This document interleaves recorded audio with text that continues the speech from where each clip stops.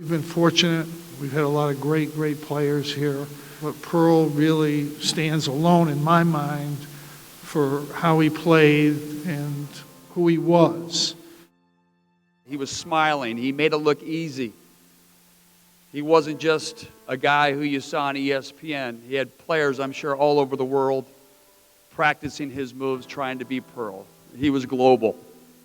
And I tried to think of, all the things that Pearl brought, and one of them was definitely a sense of style. And he had that crossover. You knew it was coming. It was scouted. Everybody in the gym knew it was coming. Nobody's going to stop him.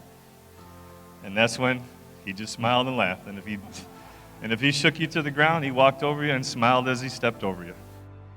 I don't think it can be overstated that he made our program. He made the Big East Conference. Before Pearl got here, if we got 20,000, we were so happy. And once he came here, we went to 30,000 overnight. Nobody thought that could ever happen. Nobody. Pearl was absolutely must-see TV.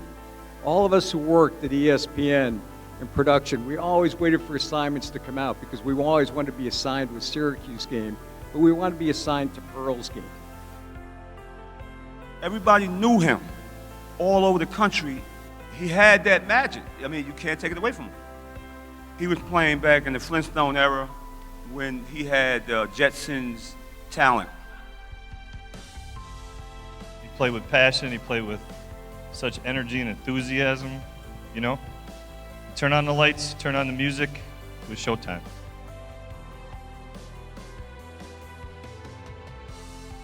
He's the most exciting, flashy, crazy, outgoing player that I've ever seen, who's the most humble, quiet guy that I've ever seen off the court.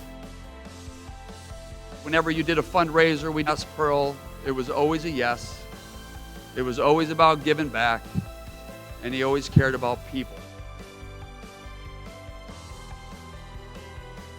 To me, I just choose to remember him that way, humble, kind, courteous, loving.